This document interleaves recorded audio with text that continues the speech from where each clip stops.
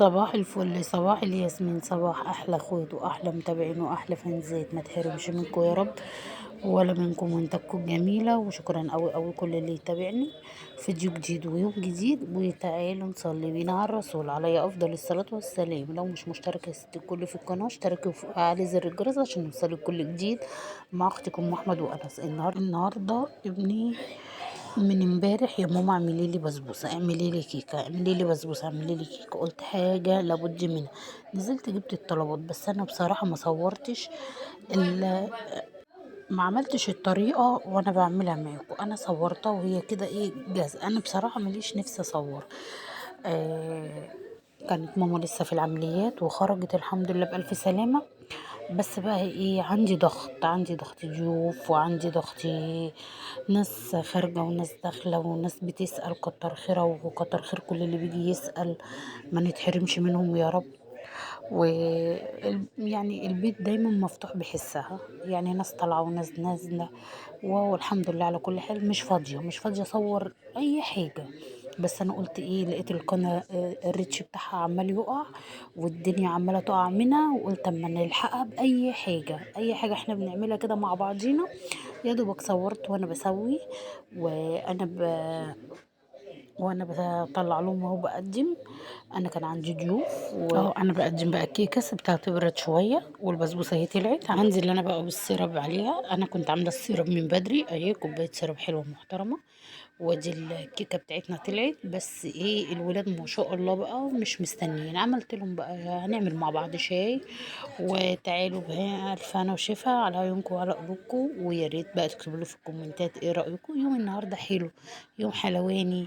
ابتعد عن المطبخ والروتين بقى ووجع الدماغ اللي احنا ايه بنعمله مع بعض كل يوم. وحاجه كده سهله وبسيطه، وحاجة كده يعني بأقل التكلفة عملتها. يعني الحمد لله ما كلفتنيش كتير. يعني في مقادير كانت عندي وفي حاجات ما كانتش عندي.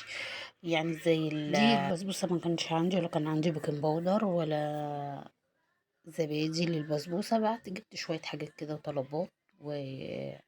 والبسبوسة دي لازم السيرب بتاعها يكون ايه تقيل شوية. ورشيت على وشها جوز هند. وانا بجيب بسبوسة سايبة، حطيت جوا جوز هند وحطيت سكر قد معلقتين كده سكر. وخلصنا بقى الحلويات وهنعمل بقى كوباية شاي بلبن كده كفطار. حاجة حلوة كده نحلي بيها لولادنا.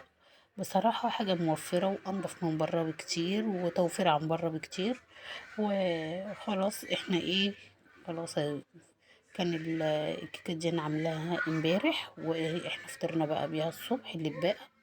او بطلع بقى ايه، هعمل ايه شاي. اللي عايز شاي بلبن بعمله، اللي عايز شاي ساده بعمله. وصباحكم كله خير ونادر كده، وصباحكم كله معطر بذكر الله. وانا بصب عليكم وانا بعمل الشاي. وكان الفيديو التاني او كان ايه المقدمه اول ايه الصباح، وده في النص الفيديو مقدمه اول الصباح. برضو صباحكم كله زي اللبن الحليب القشطه كده. وكل اللي يحط لي لايك واشتراك ربنا يريح قلبه ويسعده يا رب وما تحرمش منه يا رب. خلاص انا هو هفضي بقى كل ده بقى في حاجه صغيره او علبه محكمه الغلق كده.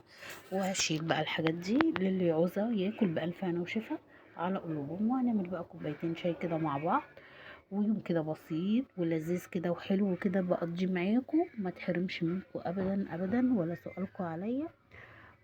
نحاول على قد ما نقدر نعمل لأولادنا حاجات حلوة في البيت واقتصادية وعلى قد الإيد برضو. يعني وهتوفر معاكم. وربنا يخلي كل أم وأب شقيانين على عيالهم ويراضوا ولادهم كده ويكبر بخاطرهم قدام ولادهم.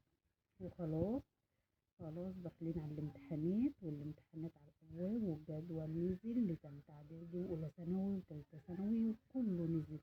ربنا يوفق ولادنا يا رب. ربنا ينجح لنا ولادنا يا رب ويفرح قلوبنا بيهم. وما يكسرش بخاطر ام ولا اب شقيانين على عيالهم. ويا رب يكبر بخاطرهم في الايام اللي جايه. خلاص اللبن سخن على ايدي خالص اهو يا بنات اهو. عشان انا ولادي بيحبوا الحاجه سخنه نار. انا عندي ولادي لو ما كانش الشاي سخن مش